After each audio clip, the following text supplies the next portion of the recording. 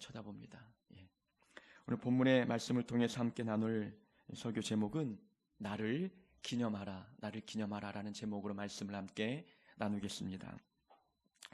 오늘 설교는 성찬식에 대한 개념 정리가 될 것 같습니다. 딱딱한 강의처럼 들려지지 않을까 염려가 되긴 하지만 그래도 성찬식을 하늘뜻교회에서 처음 갖는 그런 의식이기 때문에 한 번쯤 개념을 정리하고 좀 넘어가야 될 필요성이 있겠다 싶은 마음이 듭니다. 기독교에는 두 종류의 예배가 있습니다. 하나는 말씀의 예전이 있고 또 하나는 성례전이 있습니다. 이 말씀의 예전은 설교가 중심이 되어서 드리는 예배를 말하는 것이지요. 우리가 매 주일마다 모여서 드리는 이 예배가 말씀 중심의 예배, 곧 말씀의 예전이라고 우리가 부를 수가 있는 것이지요. 기독교 개신교회는 그 어떤 것보다도 말씀이 중요합니다.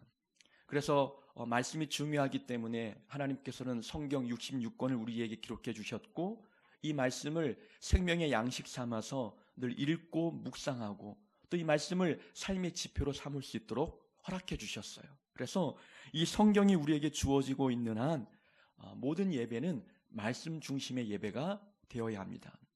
이렇게 말씀의 예전도 중요하지만 또 하나의 축은 성례전이 있습니다. 이것은 의식 중심의 예배인데 성례전에는 세례식과 그리고 성찬식이 있습니다. 말씀의 예전과 더불어 기독교의 또 하나의 중요한 예전을 담당하고 있는 의식인데 말씀의 예전이 귀로 듣는 예배라면 이 성례전은 눈으로 보는 예배입니다. 하나님이 만드신 그 의식에 내가 능동적으로 참여하면서 하나님이 우리를 위해서 행하신 놀라운 일들에 대하여 참여를 통해서 경험하게 되는 것입니다. 그래서 성찬식에 우리가 능동적으로 참여함으로 말미암아 하나님께서 우리를 위해서 어떤 일을 하셨는지, 어떻게 구원을 베푸셨는지 시청각 자료를 통해서 눈으로 보고 배우는 시간인 것입니다. 그래서 말씀의 예전과 성례전은 기독교에서 가장 중요한 예배의 두 종류라고 할 수가 있는 것이지요. 성찬식을 많이 경험해 본 분도 계시겠지만 오늘 처음 겪는 분도 계실 것입니다. 성찬식을 거행하다 보면 참 다양한 모습의 사람들을 보게 됩니다. 성찬위원이 되어서 이 잔과 떡을 성도님들에게 나누어 드릴 때에 어떤 분이 계셨냐면 한 번은 젊은 여성분이 이제 앞으로 나와서 성찬을 받아야 되는 그런 의식이었습니다. 근데 어린 자녀를 자리에 홀로 놔두고 본인만 나올 수 없어서 이제 자녀를 이제 품에 안고 떡과 잔을 받기 위해서 강단 앞으로 나왔지요. 떡을 이제 우리가 준비할 때에는 보통 이제 카스테라를 얇게 잘라서 떡으로 준비하든지 아니면 뻥튀기 모양의 작고 둥근 그 뻥튀기를 이제 떡으로 준비하는 경우도 있습니다. 그 당시 때는 아마 카스테라로 떡을 준비했던 것 같아요. 카스테라는 누가 보아도 먹음직스럽지 않습니까? 입에 딱 넣으면 사르르 녹게 되는 그런 빵입니다. 이제 이 젊은 엄마가 아이를 안고 카스테라를 하나 이제 딱 입에 넣었어요. 그 다음에 이제 잔을 들고 입에 넣으려고 하는데 이제 품에 안고 있던 어린 아이가 자기도 달라고 막 떼를 쓰면서 우는 겁니다. 그랬더니 이 엄마가 이제 입에 넣었던 카스테라를 꺼내서 아이 입에다가 넣어주는 모습을 보았어요. 그러니까 성찬식에 대한 올바른 개념 정리가 되지 않았기 때문에 이 성찬식 때 우리가 먹는 이 떡에 대한 어떤 중요성, 그 거룩성들을 모르기 때문에 그렇게 행동을 하고 있는 것이지요. 성찬식을 가볍게 여기는 마음이 있었던 겁니다. 또 많은 분들에게서 나타나는 특징 중에 하나가 있다면은 이제 보통 성찬식을 진행할 때의 순서가 떡을 먼저 먹고 잔을 그 다음에 마시게 됩니다. 근데 우리가 보통 한국의 술 문화에서는 뭘 먼저 먹습니까? 술을 먹고 안주를 먹어요. 그러니까 사람들이 그 문화에 젖다 보니까 떡을 먼저 받았는데도 입에 넣지 않고 잔을 받을 때까지 기다리는 겁니다. 그러니까 잔을 마시고 그 다음에 떡을 먹는 이런 분들이 굉장히 많다는 거예요. 그래서 앞으로 받으러 나올 때마다 떡을 드시지 않고 손에 들고 있는 분들 보면 떡부터 빨리 드시라고 권면할 때가 지난번 교회에서도 한두 번이 아니었던 것입니다. 그만큼 성찬식을 눈으로 많이 보고 신앙생활을 해왔음에도 불구하고 성찬식이 어떤 의미가 있는지, 또 성찬식이 또 어떤 마음 자세, 또 무엇을 기억하며 이 의식에 참여해야 되는지를 알지 못하고 있는 것이지요. 그래서 성찬의 의미를 아무리 강조해도 지나치지 않습니다. 성찬의 의미를 모르고 참여하면 예수님의 살과 피를 합당치 않게 먹고 마시는 일이 되기 때문에 그렇습니다. 그래서 사도 바울은 이 떡과 잔에 누구든지 떡이나 잔을 합당하지 않게 먹고 마시는 자는 죄를 범하는 것이다라고 말씀하셨습니다. 그만큼 거룩하게 드려져야 할 이 성찬식이 우리가 거룩함과 또 소중한 마음을 먹지 않고 임하게 될 때에 그것은 자칫 잘못하면 하나님 앞에 범죄하는 행위가 될 수 있다는 것을 보여주고 있는 말씀인 것이지요. 이 성찬식에 담겨있는 의미, 또 이 의식 안에 담겨있는 축복을 알지 못하고 참여하면 이 성찬식은 그저 형식에 불과한 행사로 그치게 될 것입니다. 우리가 이 성찬식을 세례받는 사람들로 한정되어 참여케 하는 이유가 바로 이 성찬식을 의미 없이 보내지 않도록 하기 위함입니다. 그래도 세례받은 분들은 성찬의 의미를 알고 있기 때문에 이 떡과 잔에 합당한 마음으로 임할 수 있다고 판단하기 때문에 세례받은 자들만 이 성찬식에 참여하도록 허락하고 있는 것이지요. 이 성찬식이 중요한 이유는 성찬식이야말로 예수님께서 직접 제정하신 의식이기 때문에 그래요. 2000년 전에 예수님께서 성찬식을 직접 제자들 앞에 보여주셨고 그 의식 그대로 오늘날까지 이어지고 있는 것입니다. 예수님께서 만드신 성찬식이기 때문에 그만큼 우리에게는 굉장히 중요한 것이지요. 이 성찬식이 너무 지나치게 강조되다 보니 이 성찬식을 너무 신성시 여기는 경우들도 과거에 많았습니다. 그래서 종교개혁 이전에는 이 로마 카톨릭 시대 때에는 이 성찬식을 너무 거룩하고 신성시 여겼기 때문에 이 평신도들에게는 잔을 나눠주지 아니하고 떡만 제공하는 일이 있었습니다. 왜냐하면은 이 성찬식, 그들이 로만 카톨릭에서 받아들이는 성찬식의 교리는 화채설입니다. 우리가 역사 시간에 배웠는지 모르겠지만 이 화채설은 이 의식을 집례하는 목회자가 포도주를 잔에 붓는과 동시에 이 포도주가 예수님의 피로 진짜 변화된다고 믿었어요. 그러니까 그들이 받아든 이 포도주 잔은 포도주가 아니라 예수님의 진짜 피였습니다. 그렇게 여겼기 때문에 이 과거 종교개혁 이전의 로만 가톨릭 시대 때에는 사제들만 포도주와 떡을 먹을 수가 있었고 평신도들에게는 떡만 나누어 주었어요. 잔을 나눠주다 보니까 자칫 잘못하면 노인분들은 이게 흔들다가 흘려버린 일들이 있고 또 이 작은 잔을 들 때에 이 손에 힘이 없으면 떨어뜨려서 예수님의 피를 쏟아버리는 경우도 있었거든요. 이 잔에 담겨있는 포도주를 진짜 예수님의 피로 여겼기 때문에 이 피를 바닥에 흘려버리는 것은 있을 수 없는 일이라고 여겼기 때문에 평신도들에게는 이 잔을 나눠주지 않았어요. 오늘날에도 이 성당에서 미사를 집례할 때 포도주를 평신도들에게 나눠주지 않는 걸로 알고 있는지 제가 직접 확인해 보지 않아서는 아마 확인이 되지 않은 바이지만 그렇게는 알고 있습니다. 이 종교개혁가들이 그 당시 로마 카톨릭의 그 집례하는 성찬식을 바라보고 그것은 예수님이 제정하신 성찬식의 정신과는 맞지 않는다 거부했습니다. 예수님도 모든 제자들과 함께 떡과 잔을 함께 나누었기 때문에 이 성찬식에 참여하는 사람들은 누구나 할 것 없이 모든 평신도들도 참여케 해야 된다라고 주장했던 것이지요. 이 잔은 예수님의 진짜 피가 아니라 예수님께서 우리를 위해서 행하신 십자가의 사건을 기억하고 회상하고 기념하는 것일 뿐이다. 그래서 종교개혁가들, 우리 개신교에서 주장하는 성찬식의 교리는 화채설이 아니라 기념설입니다. 주님이 우리를 위해서 행하신 그 사건을 기억하고 기념하는 거예요. 그래서 이 로만 카톨릭과 개신교가 나눠지게 된 결정적인 역할을 했던 교리가 바로 이 성찬식에 대한 교리였어요. 뭐 루터와 칼빈 또 쩌빙글리 간의 성찬식을 대하는 그 신학적인 이론이 약간씩 차이가 있지만, 그래도 오늘날 기독교 개신교에서 말하는 성찬식은 주님의 십자가의 사건을 기억하고 기념하는 겁니다. 그렇다고 해서 성찬식에 대한 거룩성이 떨어지는 것은 아닙니다. 우리가 보통 이 성찬식을 신성시 여기는 것도 문제가 되지만 가볍게 여기는 것도 문제가 되는 것이지요. 이 성찬식은 예수님께서 십자가에 달려 돌아가시기 바로 전날 제자들과 했던 마지막 식사였습니다. 예수님께서 금요일에 돌아가셨기 때문에 이 마지막 식사가 바로 목요일 저녁 식사였어요. 그때가 유월절이었습니다. 유월절 마지막 식사를 예수님께서 제자들과 함께 나누실 때에 그때 먹던 떡을 예수님의 몸으로, 그때 마셨던 포도주를 예수님의 피로 비유하셨던 것이지요. 곧 있을 예수님의 죽음을 상징하고 있는 것입니다.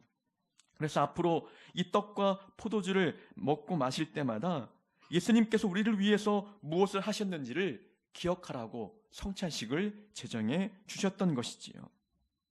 자, 그렇다면 우리는 이 성찬식에 임할 때에 무엇을 기억하고 또 어떤 마음으로 임해야 되는지 우리가 하나씩 한번 살펴보도록 하겠습니다.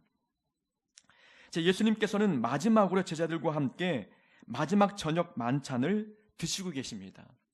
그때 목요일이 바로 유월절이었어요. 그러니까 이 오늘날 제정한 이 성찬식은 구약 때 유월절 그 절기와 밀접한 관계가 있다는 것입니다. 자, 유월절이 어떤 날이었습니까? 우리가 교회를 좀 다닌 분들은 유월절이 어떤 절기인지 알지요. 구약 시대 때 가장 중요한 절기였습니다. 유월절의 의미는, 어원적인 의미는 건너뛰다라는 겁니다. pass over, 지나쳐 건너뛰다라는 의미가 있는 거예요. 그 단어의 의미만 들어도 구약의 한 사건이 떠올려지지 않습니까? 하나님께서 이스라엘 백성들을 400년 동안 종살이했던 애굽 땅에서 구원해내기 위해서 모세를 지도자로 세웠어요. 모세에게 그동안 400년 넘게 고생했던 이 이스라엘 백성들을 바로의 손에서 구원해내도록 명령하셨습니다. 근데 바로가 이 백성들을 놓아주지 않는 겁니다. 그래서 하나님은 모세를 통해서 10가지 재앙을 바로와 애굽 땅에 내리기 시작하는 거죠. 뭐 피의 재앙, 개구리, 이, 파리 쭉 하다가 마지막 10번째 재앙이 무엇이냐면 처음 난 모든 첫 태생들을 죽이는 장자의 죽음의 재앙이었어요. 동물이든지 사람이든지 생명 있는 모든 생물들은 처음 태어난 모든 것이 그날 하나님의 심판으로 죽임을 당하게 되는 거였습니다. 이 무서운 심판 앞에 이스라엘 백성이라고 예외가 없었어요. 근데 하나님께서는 이 심판을 면할 수 있는, 이 심판으로부터 구원받을 수 있는 방법을 알려주십니다. 어린 양을 잡아 그 피를 문설주에 바르는 거였어요. 문설주에 피를 바르면 죽음의 사자가 그 집을 건너뛴다라고 해서 유월했다, 패스오버했다라고 이야기합니다. 그래서 하나님께서 마지막 10번째 재앙 때에 장자의 죽음의 재앙으로부터 우리를 구원해내셨다라는 그 날을 기억하고 기념하기 위해서 유월절을 지켰던 거예요. 매해 1월 14일이 유월절이었어요. 유대인 절기의 가장 중요한 절기였던 것이지요. 하나님께서 이 무서운 심판으로부터 이 백성들을 구원할 수 있는 방법을 알려준 거지요. 이 문설주에 양의 피를 바르면 그 집안에 누가 살건 다 구원을 받게 되는 겁니다. 애굽인이 살아도 문설주 피가 발라져 있으면 구원을 받게 되는 것이고, 이스라엘 백성들이 문 안에 살아도 그 문 앞에 양의 피를 바르지 아니하면 이 죽음의 사자가 그 집에 들어가 첫째 태어난 장자를 죽게 만들었던 것이지요. 그 유월절은 하나님의 구원의 방법으로 내가 구원받았음을 기억하는 그 절기가 바로 유월절 절기입니다. 예수님께서 십자가에 죽기 바로 전날 목요일에 그날 제자들과 마지막 유월절 만찬을 하시면서 그 식사를 성찬식으로 제정해 주셨던 것은, 이 성찬식은 유월절의 개념이 좀 더 확장된 것입니다.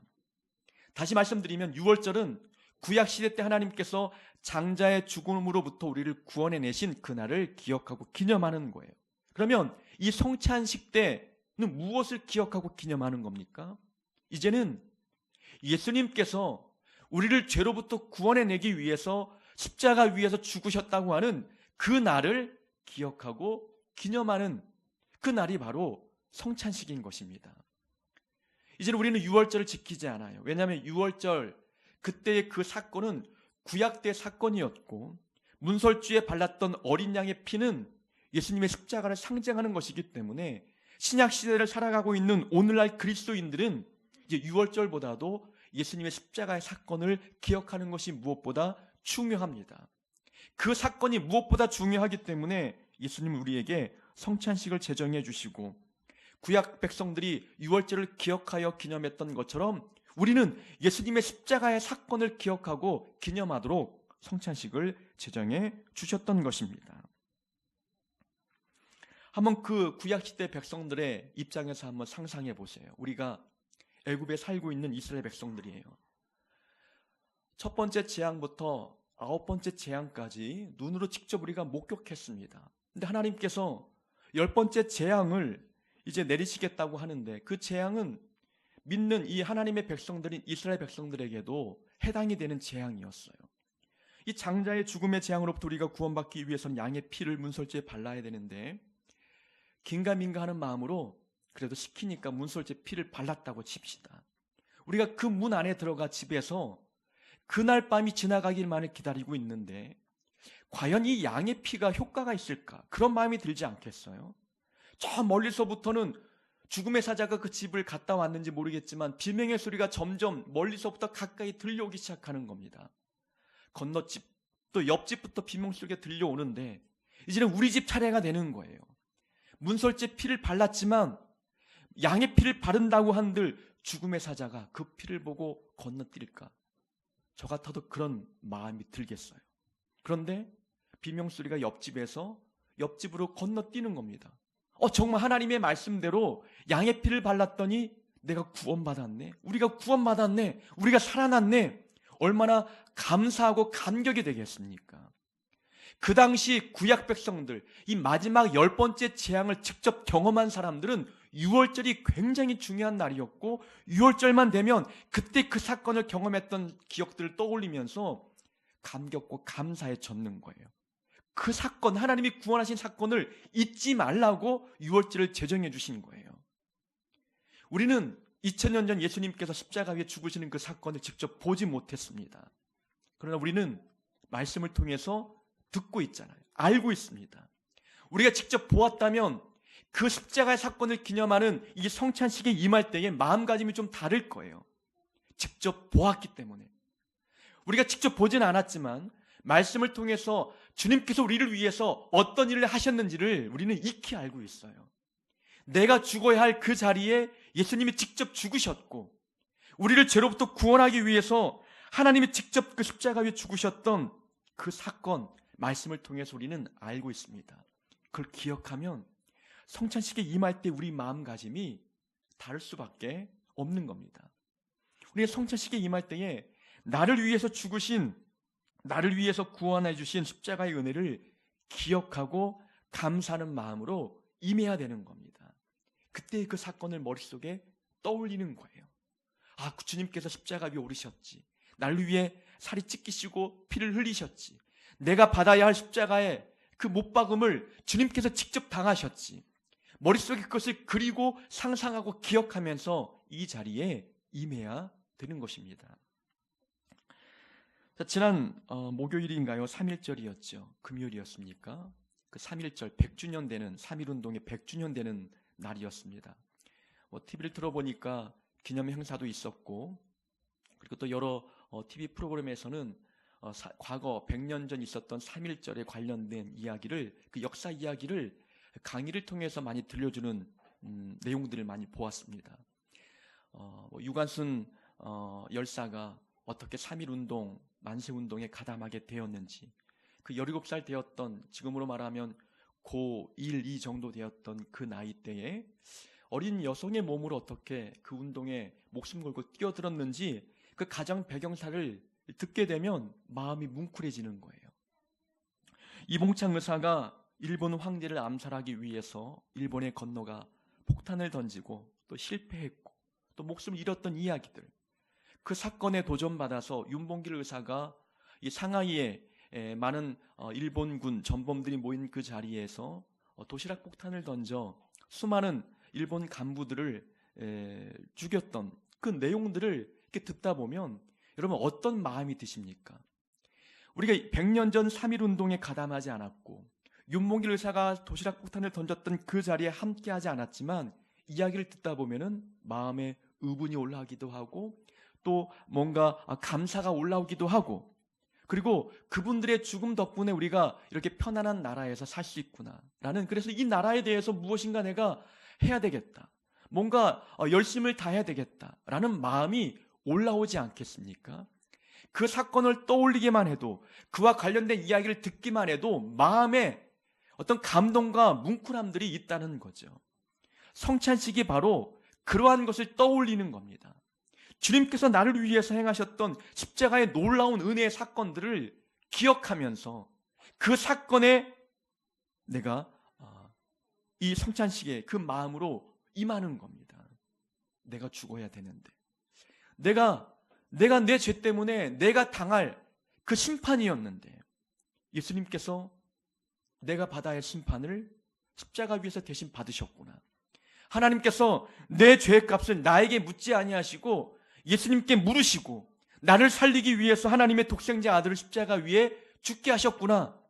이 사건만 기억만 떠올려도, 머릿속에 떠올리기만 해도 마음에 뭉클함과 감동이 있는 거예요. 그 마음을 갖고 이 성찬식에 참여해야 되는 것입니다. 십자가는 하나님의 사랑을 보여주는 사건이기도 하지만 심판을 보여주는 사건이기도 합니다. 십자가는 심판이에요. 죄에 대한 심판이라는 겁니다. 그러니까 내가 당할 심판을 하나님이 십자가 위에서 직접 당하시는 거예요. 그러니까 나를 살리기 위해서 대신 죄값을 치르시는 것이지요. 그 사건을 우리가 기억하면 성찬식을 바라볼 때에, 우리가 떡과 잔을 받아들 때마다 마음가짐이 다를 수밖에 없는 겁니다. 자, 20절에 보면은 예수님의 피를 새 언약의 피라고 말씀합니다. 이 잔은 내 피로 세우는 새 언약이니 곧 너희를 위하여 붓는 것이라. 자, 예수님께서 이 잔에 부어진 그 포도주를 예수님의 피요 새 언약의 피라고 말씀합니다. 새로운 언약이 예수님의 피에 담겨 있다는 것인데, 그렇다면 어떤 언약이 있느냐라는 것입니다. 자, 구약 때에는 동물의 피를 가지고 제사를 드렸어요. 자, 아이들 조금 떠드는 거는 그냥 놔둬도 될 것 같아요. 민지야, 배는 나중에 보여줘도 될 것 같아. 민지 목사님 딱 보자. 저는 방해가 안 되는데 앉아있는 분들이 방해가 되는 것 같아요. 자, 언약의 이 피라고 하는 것은 구약의 제사와 관련이 있는 거예요. 자, 구약 때에는 백성들이 죄를 지으면 동물을 가지고 와서 제단 위에 동물을 잡아 그 피를 제단에 뿌리게 되었죠. 동물의 피를 가지고 제사를 드려야만 하나님께서 그 죄를 용서해 주셨다는 거죠. 근데 구약의 제사는 한계가 있었습니다. 죄를 지을 때마다 어떻게 그 동물을 가지고 와서 제사를 드리겠어요? 일회성인 거죠. 오늘 지은 죄, 오늘 제사 드리면 오늘 죄는 사하여지지만 내일 죄를 지으면 또 제사가 필요하게 되는 거죠. 민지야, 입을 딱 닫고. 민지 가만히. 민지 조금만, 목사님 딱 보자. 그래, 잘한다. 자, 구약 때 제사는 한계가 있는 제사였지만 하나님께서는 이 한계성 있는 구약의 제사를 온전한 제사로 완성시키고 싶으셨어요. 그래서 다시는 동물의 피를 가지고 제사 드리지 않아도 모든 백성들이 용서함 받을 수 있는 길을 열어주고 싶으셨습니다. 그래서 하나님께서는 예수님을 제물 삼아 십자가 위에서 피 흘려 돌아가시게 했어요. 예수님이 제물이 되었다는 것입니다. 예수님이 제물이 되어 십자가 위에서 죽으심으로 말미암아 구약의 제사가 완성이 된 거예요. 그래서 이제는 구약의 백성들은 동물의 피로 말미암아 자기의 죄를 용서받았지만 이제는 오늘날 우리들은 예수님께서 흘리신 십자가의 보혈로 말미암아 우리 죄가 용서함 받는 거예요. 단 한 번의 제사로 말미암아 모든 구약의 제사가 완성이 되었기 때문에 오늘날 우리는 과거에 지었던 죄, 또 지금 짓고 있는 죄와 앞으로 지을 모든 죄가 십자가를 바라봄으로 말미암아 예수님을 믿음으로 말미암아 용서받는다는 거예요. 그래서 하나님은 우리에게 이 약속을 해주는 겁니다. 누구든지 죄를 짓는 누구든지 십자가 위에 죽으신 예수님을 믿기만 하면 그 죄가 용서함 받을 수 있다라는 그 언약을 예수님의 피로 말미암아 우리에게 약속해 주신 거예요. 그러니까 우리는 십자가를 생각할 때마다 그 십자가만 바라보면 내가 용서함 받을 수 있겠구나.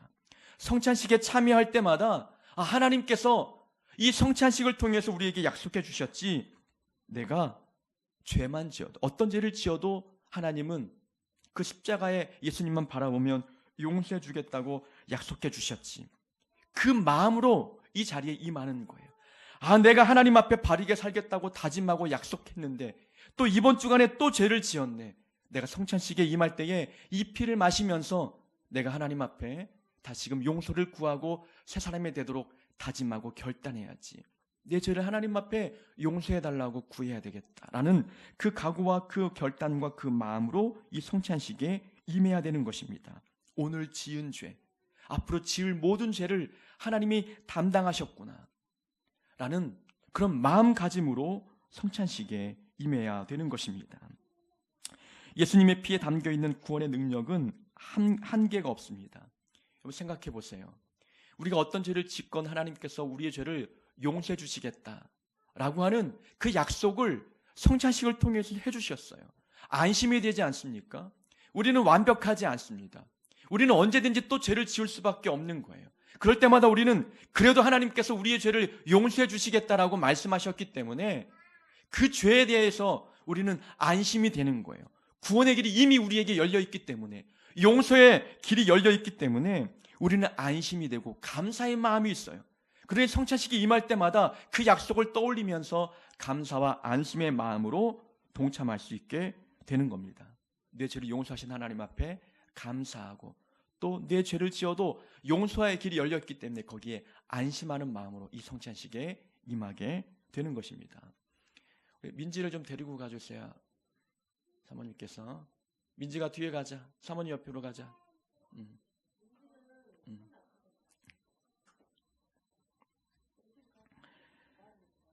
자, 마지막으로 보면은 괜찮습니다. 저는 집중이 오늘 방해가 안 되는데. 자, 예수님과 마지막 유월절 이 음식을 예수님께서 제자들과 지금 하고 계십니다. 자, 음식을 나눈다는 것은 어떤 의미가 있냐면 서로 하나라는 거예요. 한 공동체 안에 있다는 것입니다. 서로 교제하고 있다는 거죠. 이 음식의 의미는 과거나 지금이나 다를 바가 없죠. 함께 음식을 나누면서 교제하는 거예요. 그러니까 성찬에는 성도의 교제의 의미가 담겨 있는 겁니다. 예수님께서 12 제자와 함께 교제하신 것처럼 우리도 성찬에 임할 때에 이 성찬에 동참하는 모든 성도가 내 형제 자매이고 우리가 하나님 안에 한 가족이라고 하는 생각을 갖게 되는 거예요. 그래서 우리는 성찬에 임할 때마다 우리의 서로 간의 갈등과 분쟁을 하나님께서 해결해 주실 것을 기도하는 마음으로 임하는 거예요. 내 마음에 품었던 원수, 그를 내가 용서하겠다. 내가 그를 사랑하겠다라는 그런 각오의 마음으로 성찬에 임하게 되는 겁니다. 자, 오늘 본문에 보면은 마지막 이 유월절 식사에 가룟 유다도 함께 동참하고 있어요. 가룟 유다가 예수님을 은 30에 팔아넘기잖아요. 근데 이 마태복음과 또 마가복음에는 마지막 유월절 만찬에 가룟 유다가 함께 동참하지 않은 것으로 기록되어 있지만 누가복음에는 이 유다가 함께 동참한 것으로 기록하고 있어요. 누가가 의도적으로 그렇게 기록해 놓은 것이지요. 어떤 의미가 있겠습니까? 이 성찬식에는, 마지막 만찬에는 교제 의미가 있기 때문에 예수님은 이 유다가 어떤 일을 할 것인지 알고 있지만 그래도 이 영혼과 교제하겠다는 거예요. 여전히 이 유다가 앞으로 당신에게 어떤 일을 할 것인지 알고 있지만 끝까지 이 영혼을 사랑하겠다고 하는 그 마음이 담겨 있는 겁니다. 예수님은 이 영혼을 위해서도 십자가 위에 죽으시는 것이기 때문에 이 영혼을 교제의 이 식탁에서 떼어놓지 않겠다는 거예요. 가룟 유다마저 품으시고 사랑하시고 용서하시겠다고 하는 예수님의 마음이 담겨 있는 겁니다. 그러니까 우리는 성찬에 임하는 모든 성도들은 나에게 가룟 유다와 같은 사람이 있어도 그 사람을 내가 용서해야 되겠다, 그 사람과 사랑의 교제를 회복해야 되겠다라는 그런 결단과 마음을 가져야 된다는 겁니다. 내가 이웃을 위해서 희생하고 그를 사랑으로 섬겨야 되겠다라는 이 각오가 이 성찬식에 임하는 우리의 마음 안에 있어야 되는 것입니다. 이 성찬식은 기독교 예전 중에서 가장 중요하고 은혜와 감동이 넘치는 의식입니다. 그래서 우리가 이 성찬식이 감동과 감격이 되기 위해서는 일주일 전부터 준비해야 되는 겁니다. 십자가 사건을 묵상하고 또 이 성찬식에 어떤 의미가 있는지를 다시 한번 되새기면서 내가 다음 주에 있을 성찬식에 정말 감동과 은혜가 있기를 기도하는 마음으로 한 주간 준비해야 되는 겁니다. 그래서 성찬식이 있기 한 주 전에 미리 광고하는 이유가 마음의 준비를 하도록 하기 위함인 것이지요. 예수님의 죽으심이 나와 관계가 있다는 것을 우리가 몸으로 느낄 때에 성찬에 참여한 우리의 몸과 마음가짐이 달라지게 되는 것입니다. 자, 성찬식을 할 때에 여러 가지 방법이 있습니다.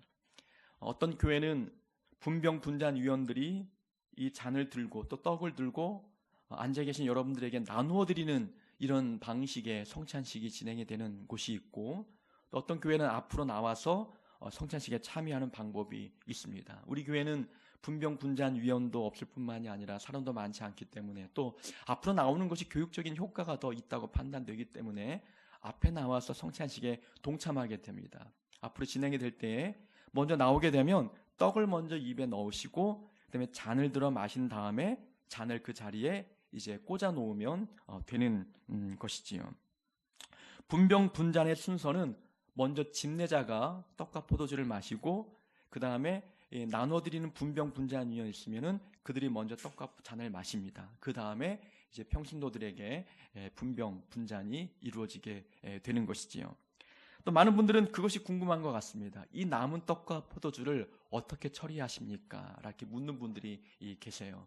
이것이 다음에 이제 사용할 때 사용하기 위해서 보관이 가능한 것이면 그 다음까지 이제 보관하기도 하지만 그렇지 않을 경우에는 대부분 목회자와 또 다른 이제 부교육자들이 함께 그것을 이제 마시거나 먹기도 하는 것입니다. 어떤 분들은 땅에 묻기도 하는데 대부분 목회자가 집례자가 그것을 먹어 치우는 그렇게 마무리하고 정리하게 되는 것이지요. 성찬은 하나님께서 임재하시는 시간입니다. 우리가 그리스도와 연합된 성도라고 하는 그리스도인의 정체성을 확인하는 시간이기도 합니다. 우리가 예수님께 속해 있다는 것을 다시 되새기는 시간이기 때문에 성찬식을 거행할 때에 우리 하나님 행하신 놀라운 십자가의 은혜를 기억하고 떠올리면서 이 의식에 참여해야 합니다. 나를 위해 죽으신 주님의 십자가 사건을 기억하고 내 죄를 용서해 주시겠다고 하셨던 하나님의 그 약속을 또 떠올리고 그리고 모든 성도와 함께 교제하고 내 마음의 원수까지도 사랑하고 용서하겠다고 하는 이 결단과 다짐의 마음으로 성찬식에 참여하는 우리 모두가 될 수 있기를 주의 이름으로 축원합니다.